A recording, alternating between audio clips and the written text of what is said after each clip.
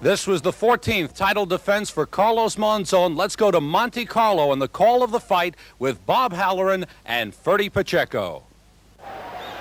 We are in Monte Carlo for a rematch between the middleweight champion of the world from Argentina, Carlos Monzon, and the challenger, Rodrigo Valdez. It is scheduled for 15 rounds, and Ferdy, these two have met before. They don't like one another. It stacks up to be a pretty good fight. May not go the distance. Two heavy punching people. Monzon, an exceptional champion, and Rodrigo Valdez under the capable Gil Clancy. Gil Clancy you see there in the red and white with Chino Govin, with Howie Albert, a championship corner. They all look like they're in flip-top boxes, don't they? They look like advertising written all over both of them. Here's Carlos Monzon, incredibly handsome, movie star type Argentinian champion, has been a champion through 13 title fights since 1970. An awful lot of confidence in that man. And what a tremendous record he brings into this fight. 81 consecutive victories over 12 years. Unparalleled record perhaps in the history of boxing. Not too many can match up to that. And the bell sounds for round one in Monte Carlo, and the action is underway. Monzon in the dark trunks, the black trunks with the red stripe in the challenger, Valdez in the white. And the referee, the very capable Roland Bacon, who has taken over the role as the main referee in Europe. He's very capable. Everybody wants him, and he'll have his hands full today. These two people don't like each other. There's going to be an awful lot of fighting. Monzon just 1 week shy of his 35th birthday, and many believing that this perhaps will be his final appearance in the ring. Monzon very deceptive. He looks awkward at the beginning. You fight for the first 3 or 4 rounds with Monzon, and all you see is that left jab. Every once in a while he keeps flicking it out, and he holds the right hand back. Then all of a sudden you find out you're getting killed by his right hand from the 3rd or 4th round on. He's very deceptive. He looks awkward, he looks crude, he doesn't look fluid, but he is. He's one of the finest middleweights of all time. And I include in that list my top favorite fighter, Sugar Ray Robinson. Well, his challenger, Valdez, is a formidable opponent. He went 15 rounds, remember, just about a year ago against this great champion who has held the title since winning it from Nino Benvenuti back in 1970. You see the difference in size is going to be a tremendous factor here. Little Rodrigo Valdez, and he's little for a middleweight, has to come under that long jab of Monzon. Monzon's very accurate with a jab. He just keeps you at bay, so you have to pay a price to come in. He'll come in, but every time he comes in, he'll get straightened up by that jab, and that's the problem with this fight. In some circles, Monzon at 35 would be called over the hill, but not this great champion. And he proved it a year ago when he beat this rugged, younger challenger, Rodrigo Valdez. And you must say about Carlos Monzon, he has taken on every challenger that has come. He has not ducked anyone. He's taken the hard fights, and he's beaten every one. Impressive man, Carlos Monzon, an impressive presence in the ring. I've worked against him with several fighters, and it's awesome when you see him stand up with those long arms and come jabbing on. It's almost too much to overcome. Well, when he won the title in '70 from Benvenuti in Rome, they said that Benvenuti couldn't get beat.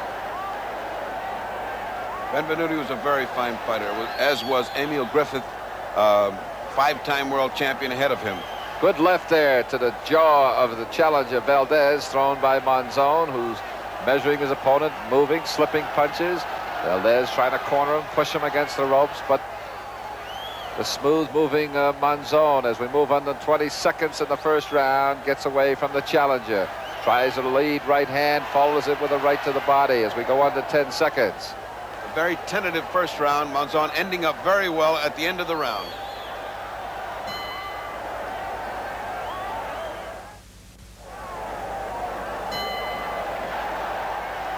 The bell for round two, and out they come to the center of the ring. Valdez, the challenger in the white trunks. Monzon, a long-time middleweight champion in the red trunks, with the red stripe with the black trunks.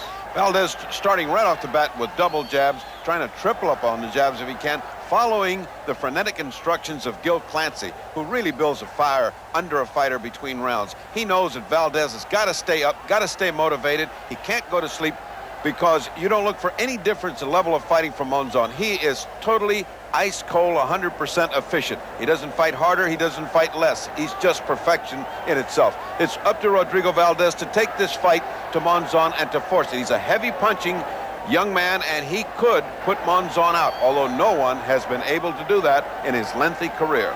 Well, you mentioned Clancy, and you talk about middleweights, and you mentioned Emil Griffith, and I'm sure that Clancy was in the corner when Emil went against Monzon. He was, and he has been in the corner for every one of Emil's fights. He is an excellent cornerman. He ranks right up there with Angelo Dundee, Ray Arcel, Freddie Brown. He's among the greats of all time in corner work. Gil Clancy knows how to make a fighter fight, and that's important. He will not let them go to sleep.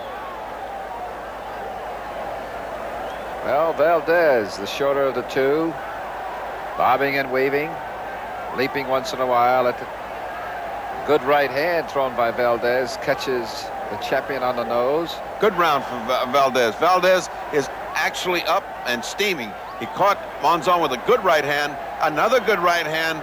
Those things are grazing punches. They're not landing solidly, but they are definitely putting Monzon off of his game. Monzon is not jabbing as hard, is not keeping Valdez off of him, and he's losing this round. Well, I got a feel at the age of 35 or so that Monzon knows it's going to go, it's scheduled for 15, and he certainly wants to be around at the end. But as you can see, a very eager and aggressive challenger, Rodrigo Valdez. He has to force a confrontation. Oh, right great hand. shot. Straight right hand puts the champion down on the canvas, and he comes up and raises his arm as the referee, Roland Dakin, gives him the count.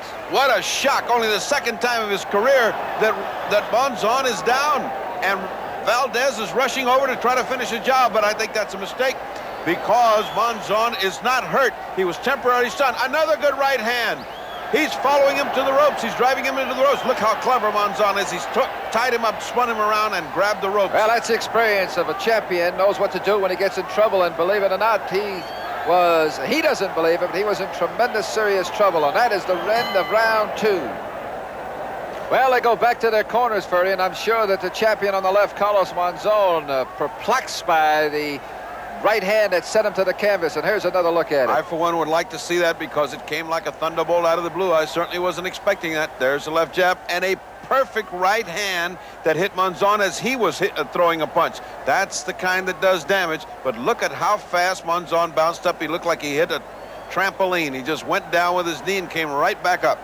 Well, that might change the complexion of this fight because Monzon finds himself for the second time in his career behind in a fight, finds himself having gone down and felt the power of little Rodrigo Valdez, who has a dynamic punching ability. He's had 38 knockouts in 59 fights. There's nobody more excited than Gil Clancy as he senses a victory and a tremendous upset here. Rodrigo Valdez shaking out and ready to start round 3. And the bell for round 3, and a shocking turn of events here as the champion Monzon, who has been in 100 fights, winning all but 3, shocked by a straight right hand flush on the nose that sent him down. He was up right away, and he seems to recovered, and the cobwebs perhaps disappeared from the head of the middleweight champion of the world, shown here again being battered by the game challenger, the shorter of the two, with his facing us now in the white trunks, Rodrigo Valdez.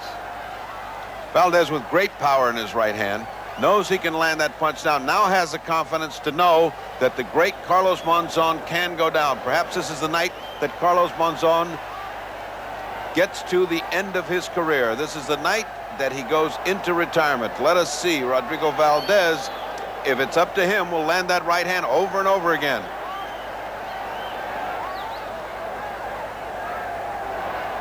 Monzon doing what he does best. Very cool. Stands up there, puts the left hand in, repeats it 2, 3, 4 times, and then lets fly the right hand. He's in no trouble, folks. He's in no trouble. He's back to being Carlos Monzon again.